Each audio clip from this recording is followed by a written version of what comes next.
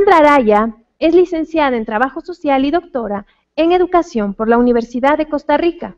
Actualmente es profesora catedrática en la Escuela de Trabajo Social en la Universidad de Costa Rica. Fue docente e investigadora del Instituto de Estudios de la Mujer de la Universidad Nacional. Ha sido coordinadora de proyectos teórico-prácticos para la promoción y autogestión de grupos de mujeres por la misma universidad. Es miembro plena de las comisiones de maestría en Trabajo Social de la Universidad de Costa Rica, coordinadora del equipo de docentes de cuarto nivel de la carrera, representante de la ETS ante la Asamblea Colegiada Representativa hasta diciembre del 2014.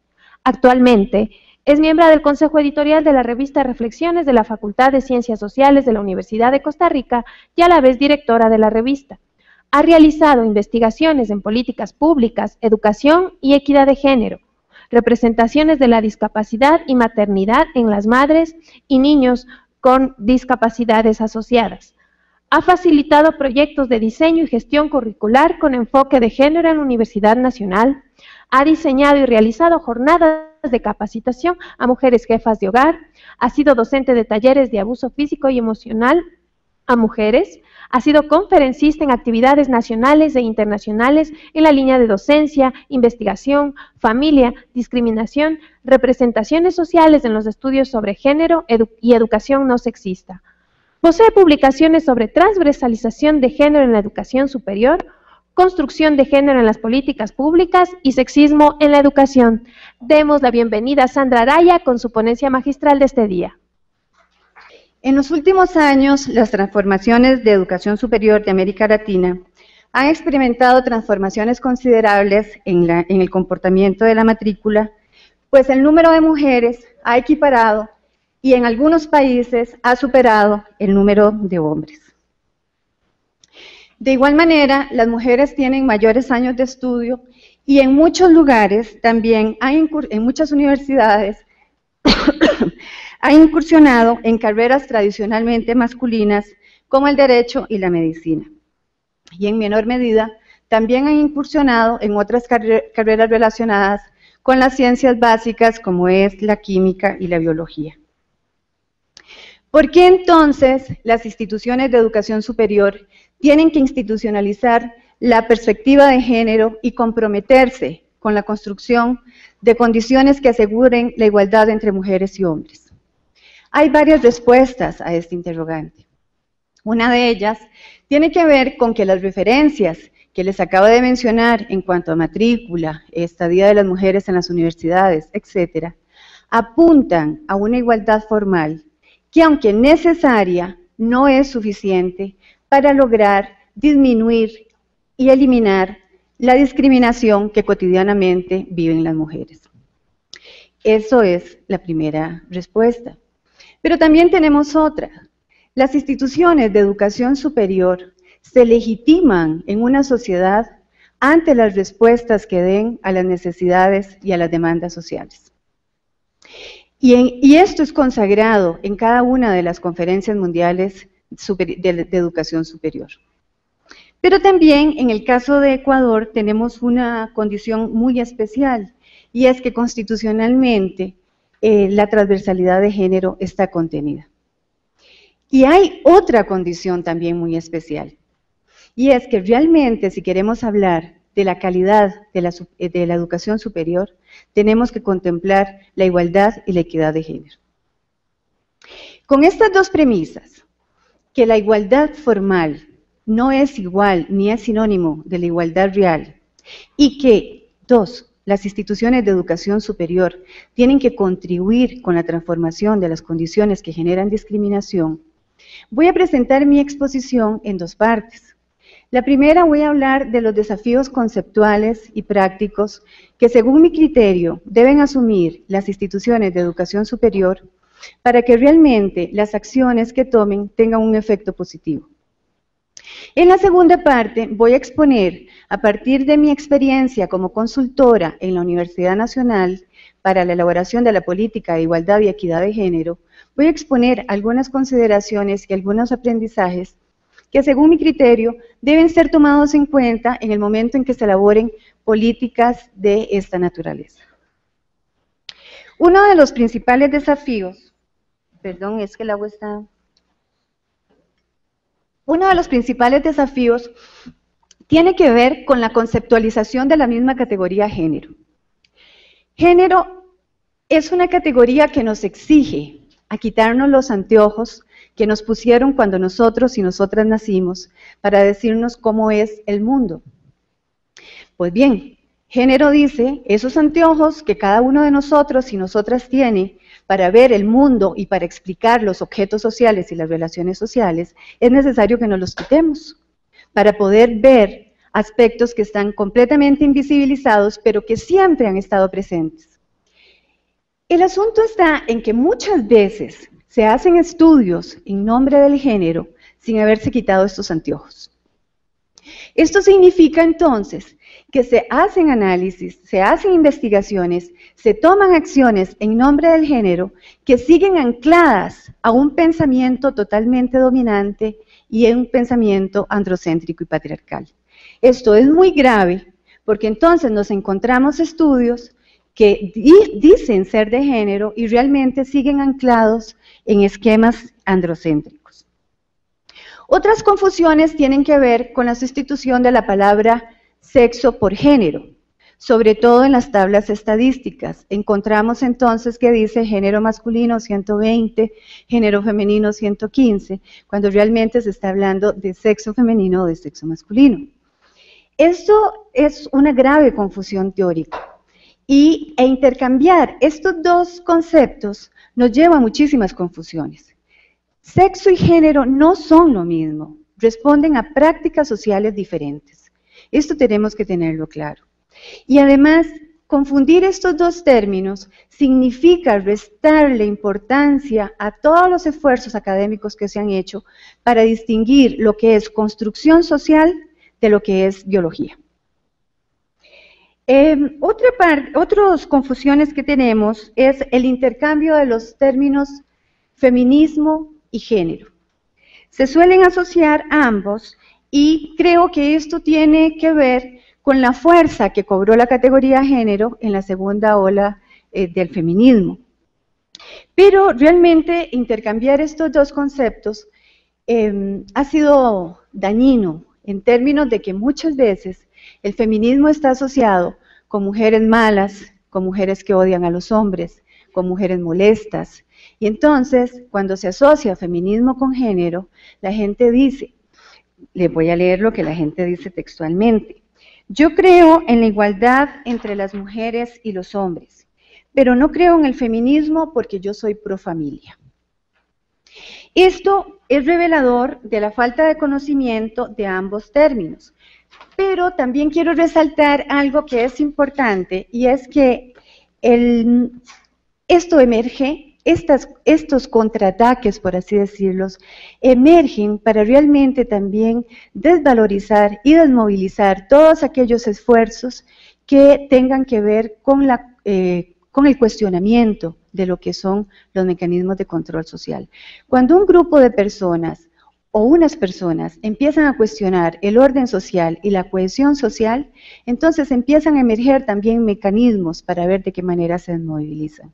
Nada más alejado de pensar que feminismo está en contra de la familia o que feminismo son mujeres que odian a los hombres. Sin embargo, esto se instaura en la representación social y en los imaginarios y al asociar feminismo con género, empieza un rechazo también para lo que es el género. Esto no actúa en el vacío, pues otro reto refiere al mandato de cuidado y maternidad que opera con fuerza significativa en la sociedad. Esto hace que mujeres graduadas de carreras universitarias sean más susceptibles de renunciar a sus trabajos, a becas de posgrado o bien a mantenerse en puestos de bajo perfil si así logran mantener un equilibrio con la vida familiar.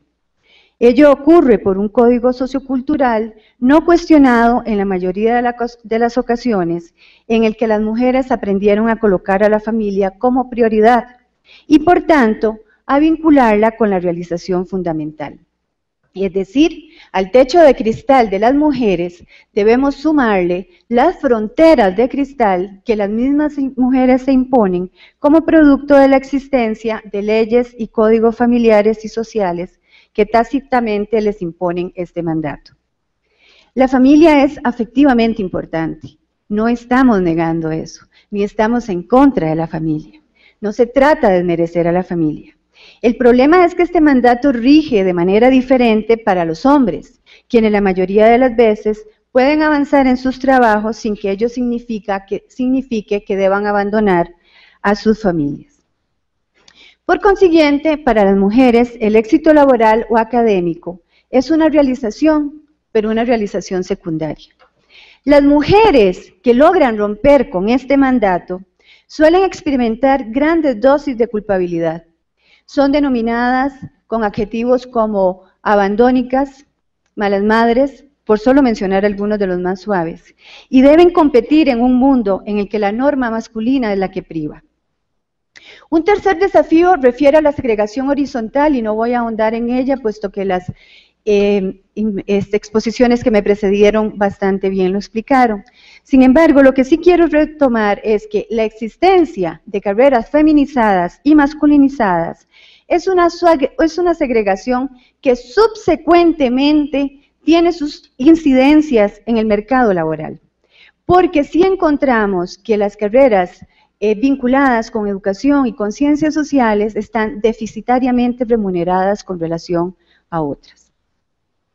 A la segregación horizontal le debemos sumar la segregación vertical, por cuanto en la mayoría de las instituciones de educación superior, los puestos académicos de mayor nivel están ocupados por hombres.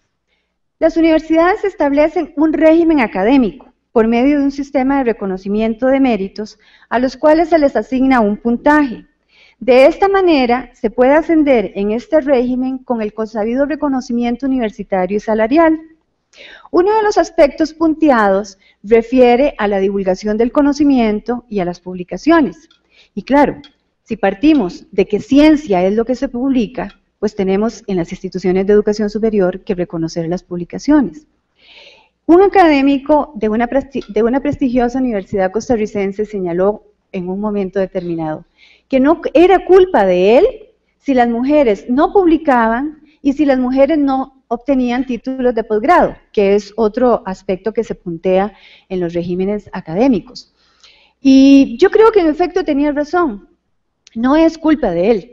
Es culpa de un régimen de género que perpetúa la división sexual del trabajo y que le resta tiempo a las mujeres para que se dediquen a la producción académica. Sin embargo, este régimen de género, nosotros, desde nuestras singularidades, como personas, reificamos y recreamos este género, a veces de manera inconsciente, pero otras veces no es tan inconsciente. Otras veces es que realmente queremos secundar el régimen por una serie de privilegios que nos puede brindar. Los anteriores elementos me conducen a otro desafío significativo en las dinámicas internas de las instituciones de educación superior. Me refiero a las relaciones de poder.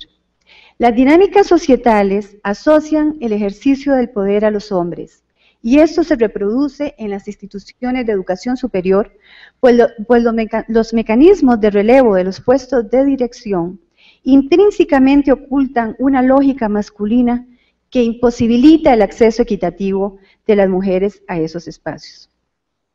Pero no solo las mujeres son expulsadas de estos puestos, también lo son aquellos hombres que no secundan la lógica patriarcal. También lo son aquellos hombres que no comparten la visión de mundo, porque para estos puestos se tiende a escoger personas que tengan el mismo pensamiento y que tengan la misma dirección en cuanto a los procesos universitarios. En este sentido, muchas mujeres que ocupan puestos de dirección lo han podido hacer porque también suscriben la lógica patriarcal. También le están suscribiendo. Entonces pueden acceder a estos puestos porque entran en la dinámica de los juegos de poder que se dan en las instituciones de educación superior. Sin querer desmerecer lo significativo de que las mujeres accedan a puestos de poder, debemos estar alertas a estos juegos de poder, pues además de la condición femenina, se requieren mujeres con claridad teórica y metodológica para la resignificación de las relaciones sociales y para la resignificación de las relaciones de poder. Por supuesto que ello no niega la presencia de mujeres que ejercen el poder de manera democrática y trascienden del poder sobre, es decir, trascienden la verticalidad y el autoritarismo, pero lamentablemente ello no siempre es la tónica. Pero las relaciones de poder no solo se presentan en el interior de las instituciones de educación superior, también la vinculación con el entorno está cargada de complejidades, pues entre las mismas feministas existen diferencias y en ocasiones fuertes conflictos acerca de los mecanismos para establecer nuevas relaciones sociales y acerca de las formas en que se visualizan las mismas mujeres. Debemos recordar que en la década de los 80, en buena parte de las universidades centroamericanas y también de las universidades de América Latina, se crearon los institutos de estudios de la mujer. En sus inicios, estos programas establecieron un lazo significativo con el movimiento feminista, al punto que se le denominó el brazo académico del movimiento. No obstante, la academia empezó a desarrollar su propia lógica y en la actualidad asistimos a desencuentros entre las feministas académicas y las mujeres del movimiento feminista. Estas últimas recriminan a las académicas feministas al señalarles que ellas disfrutan de las recompensas que ofrece el privilegio académico, las señalan por secundar una posible cooptación de los estudios feministas por parte de la institucionalidad universitaria, así como las responsabilizan de la pérdida del impulso feminista. Según mi criterio, el movimiento feminista, como otros movimientos sociales, constituye una fuerza significativa en países donde impera la desigualdad, como es el caso de América Latina. Pero ello no implica desconocer el trabajo tesonero y sostenido de muchas académicas feministas en el ámbito universitario, que ha contribuido con la develación de aspectos tradicionalmente invisibilizados, y también hay que reconocer que muchas de sus producciones han impactado las agendas públicas de distintos países. Por tanto, la academia, las tensiones entre la academia y el movimiento feminista es un desafío práctico de urgente intervención para superar las fracturas o las divisiones que por sí mismas solo le son funcionales al mismo sistema patriarcal. De igual manera, es importante reconocer a las mujeres como sujetas políticas capaces de diálogos y de construir nuevos saberes. Por ello, las estratificaciones o clasificaciones que se hagan de las mujeres coloca desafíos prácticos en términos que estimulan la competencia y también dificultan la alianza entre ellas. Si por socialización las mujeres aprendieron a competir por los hombres, por las luchas de poder se han hecho muchísimas fracturas en el interior de los movimientos feministas y del movimiento de mujeres. En un congreso internacional realizado en Costa Rica denominado Feminismo, Géneros y Diversidades, una reconocida feminista costarricense señaló que en Centroamérica existían 4 grupos de mujeres que eran claramente identificadas y que esta división de las mujeres provocaba rupturas epistemológicas. Yo me voy a permitir leer textualmente lo que ella dijo para luego hacerles un comentario sobre esto. Ella dijo que de los cuatro grupos tenemos que el primero está conformado por las pioneras que han investigado sobre las mujeres antes de que se desarrollara la institucionalización de este tipo de estudios. 2. Las ideólogas que se dedican a los estudios feministas por su relación con el feminismo como movimiento social. 3. Las tardías, quienes por diferentes razones se comprometen con el feminismo de una manera reciente, pero todavía no están familiarizadas con la historia y el proceso político y académico del feminismo. 4, dice, las que se suben al carro. No sé si aquí se entiende la expresión de las que se suben al carro, pero es las que se aprovechan de las oportunidades, las oportunistas, las que se cuelan, ¿verdad? por decirlo de alguna manera. Entonces dice, las que se suben al carro porque los estudios de la mujer y de género les parecen de moda y les parece útil para sus carreras o les traen beneficios económicos. Es decir, no todas las personas que se dedican a los estudios de mujeres y género pueden ser consideradas como partícipes de lo que se ha denominado el dominio feminista.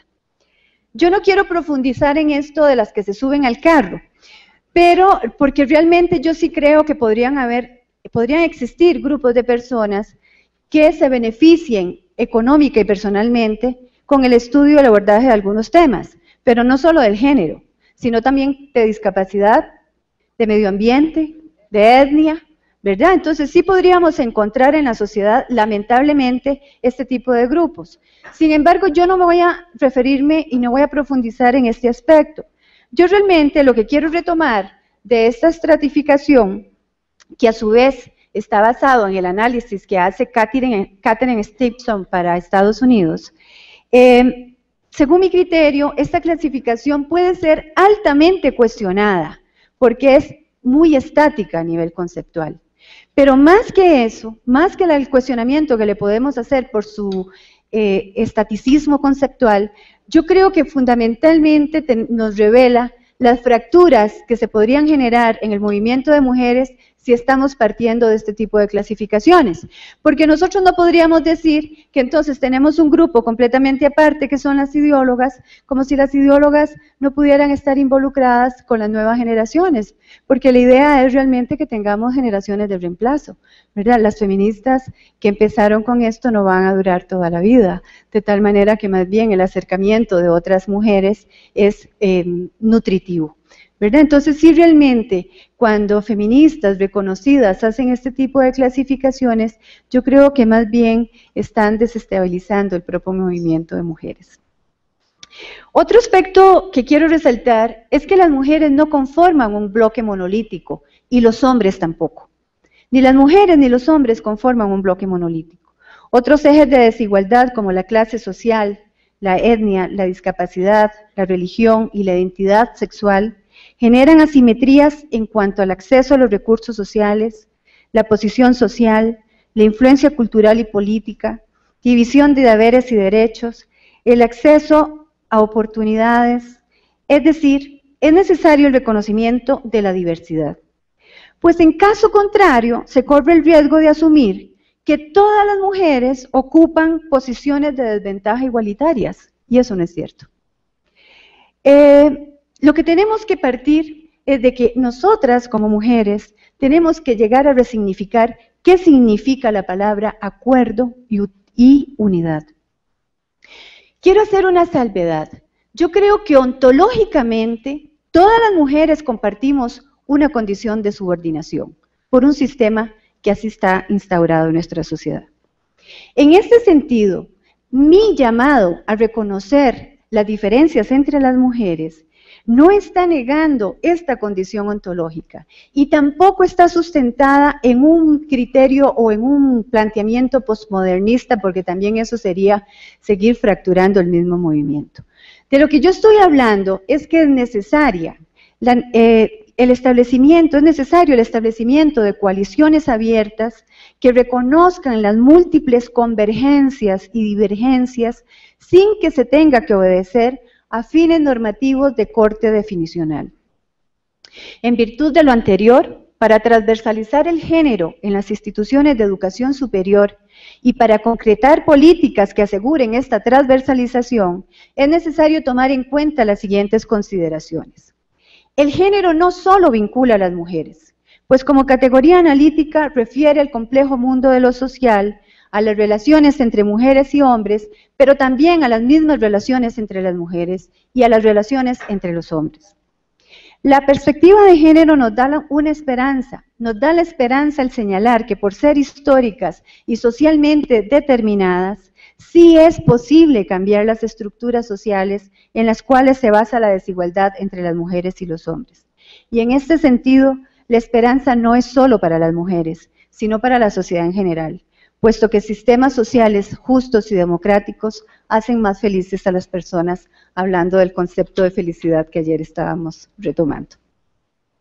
La perspectiva de género promueve el reconocimiento de otras discriminaciones provenientes de la clase social y la etnia.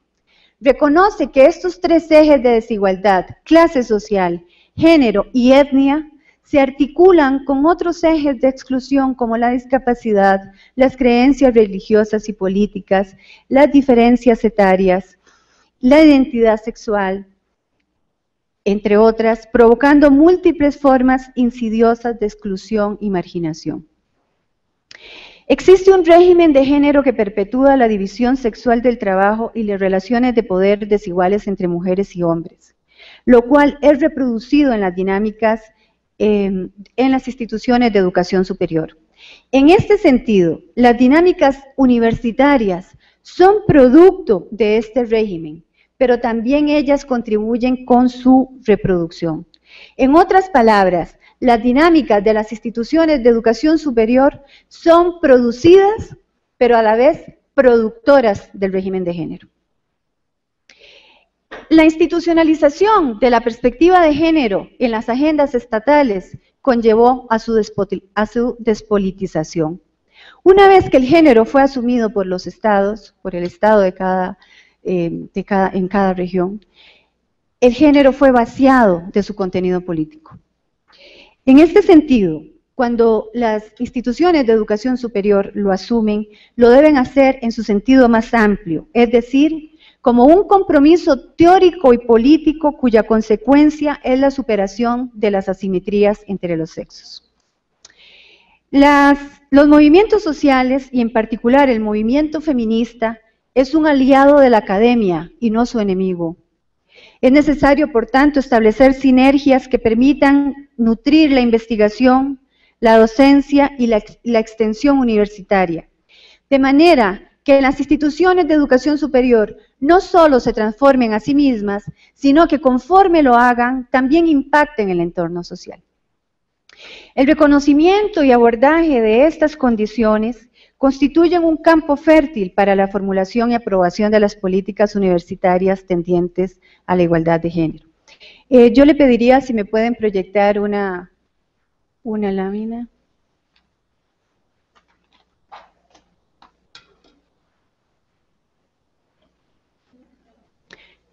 Gracias. Les decía que el tener en cuenta estas consideraciones contribuye con la formulación de las políticas para la igualdad y la equidad de género. Pienso que este tipo de cosas, este tipo de aspectos tienen que ser discutidos en el interior de las instituciones de educación superior. Yo quisiera contarles entonces, como les decía al inicio de mi exposición, que en esta segunda parte yo quisiera compartir con ustedes algunos aprendizajes derivados de lo que fue la creación, el diseño de la política de igualdad de género para la Universidad Nacional.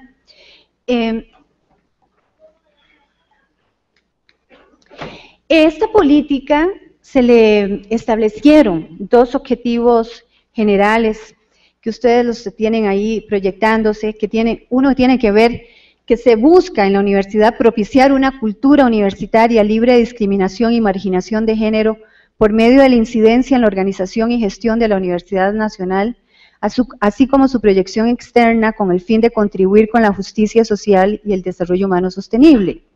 El otro objetivo que también se está proyectando es que se aprobó fue innovar la producción y la promoción del conocimiento mediante la incorporación de los aportes realizados desde los estudios de género para contribuir con la transformación de las condiciones que generen inequidad. Esta es la política tal cual se aprobó por parte del Consejo Universitario. No la voy a leer una por una, para eso se las estoy proyectando, pero sí quiero resaltarles que esta política, tal cual ustedes la tienen acá, no fue como se elaboró, o sea, no contempla su proceso de elaboración. Y lo que quiero compartir con ustedes es cómo se llegó a esto.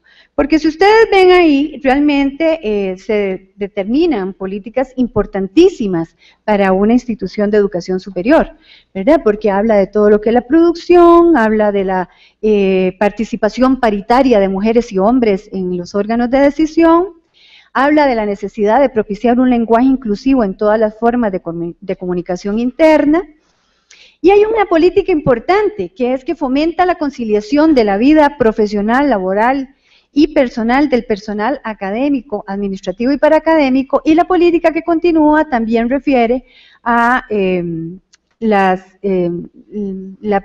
conciliación en el plano estudiantil.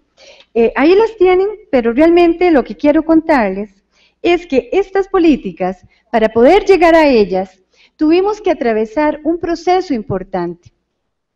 Lo primero es que quiero contarles que por estrategia del Instituto de Estudios de la Mujer de la Universidad Nacional, cuando se estaba en elecciones para la rectoría, comprometieron a todas las personas candidatas a la rectoría con una agenda que establecía que si quedaban electos o electas, tenían que suscribir lo que ahí se contenía en esa agenda. Eso fue una estrategia del Instituto de Estudios de la Mujer. Y en efecto, cuando el rector asumió funciones, entonces lo que hizo fue de inmediato realizar o aprobar un diagnóstico para conocer las situaciones de inequidad que prevalecían en la Universidad Nacional. Pues bien, cuando este diagnóstico se hizo, posteriormente se integró una comisión con representantes de diferentes sectores sociales de la universidad, con representantes de distintos sectores de la universidad, y participé como consultora, y durante 6 meses trabajamos en la elaboración de esta política. Y realmente hay muchos aprendizajes con respecto a esto. Primero quiero decirles que para el diseño de la política establecimos ejes de trabajo. En este sentido, los ejes que se establecieron son esos que ustedes están viendo, que se están proyectando. El primer eje que se estableció fue la transversalidad de género en la organización y en la gestión interna de la universidad. La transversalidad de género es el segundo eje en la producción y en la promoción del conocimiento. El tercero tiene que ver con la transversalidad de género en la proyección externa de la universidad, y el cuarto tiene que ver con los mecanismos de institucionalización. Elaboramos la política a partir de la identificación de estos ejes como ejes significativos para abarcar todo lo que era la dinámica interna de la universidad y para poder cumplir con los objetivos que, por supuesto, su elaboración llevó varias sesiones de discusión.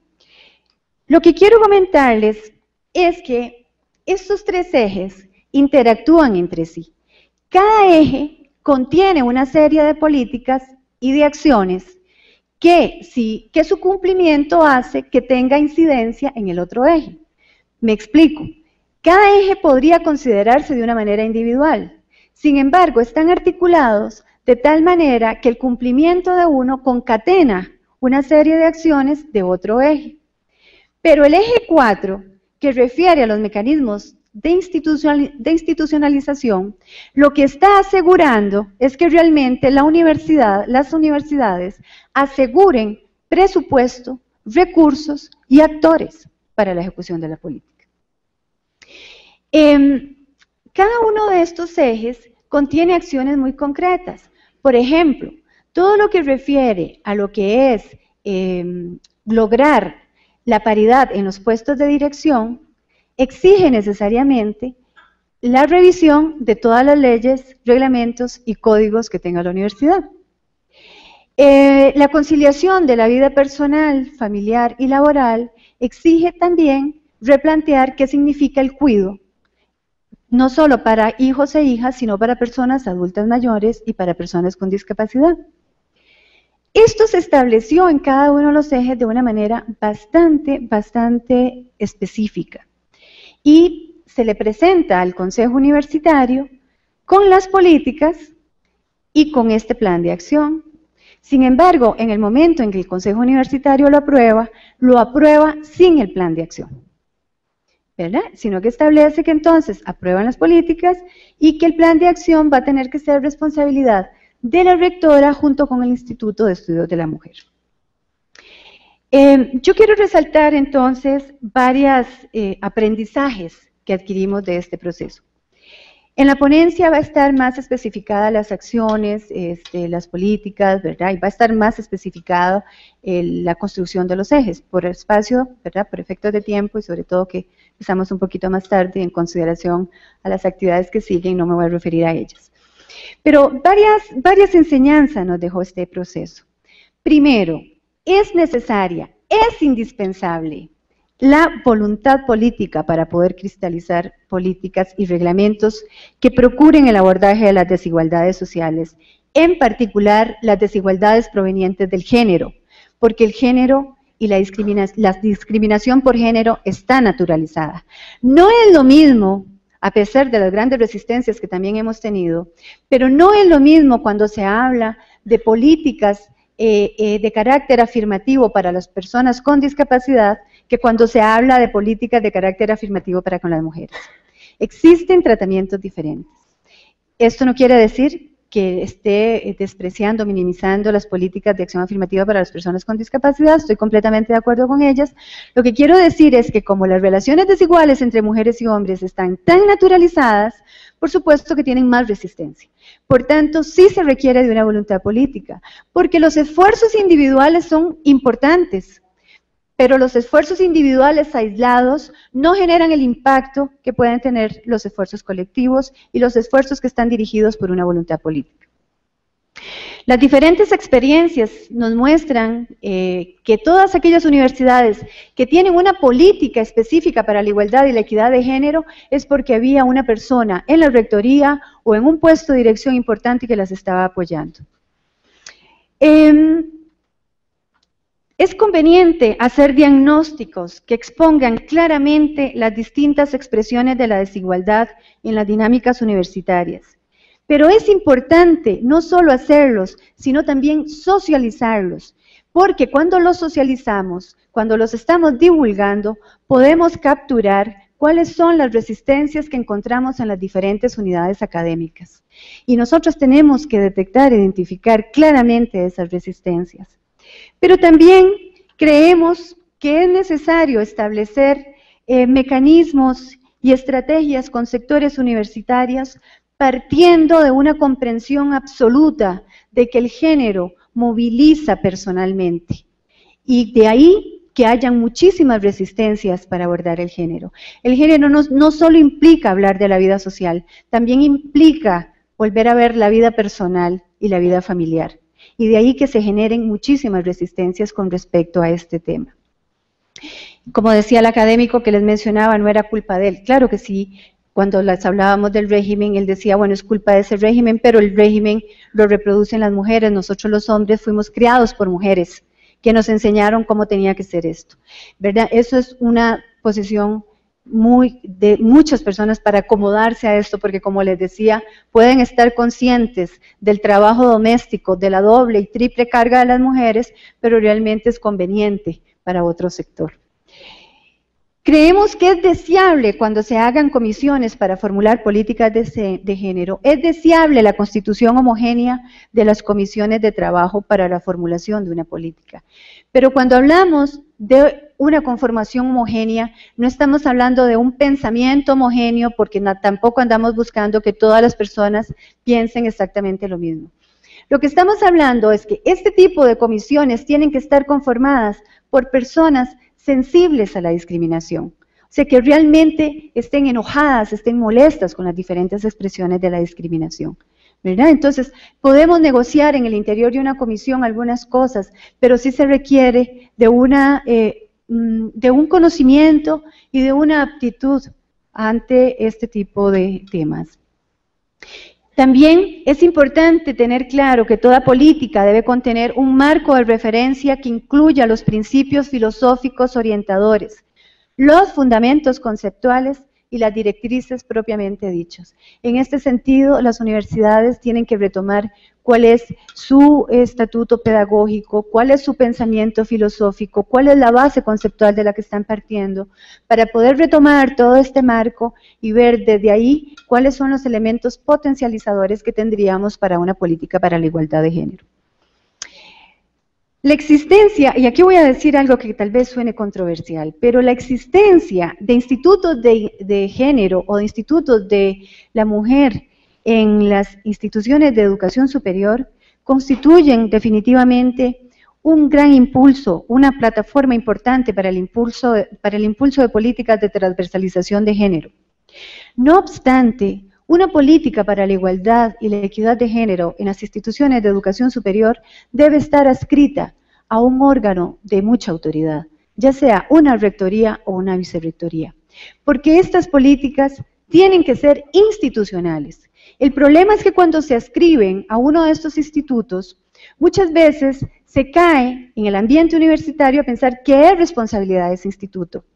Y estos institutos, lamentablemente, en muchas universidades actúan como guetos, porque no han podido tener el impacto en la universidad precisamente por esto que les estaba mencionando, lo que es la naturalización de la desigualdad, porque se asocia con que estas mujeres están en contra de los hombres, o porque realmente el contenido presupuestario que tienen es cero, ¿verdad?, o muy poco.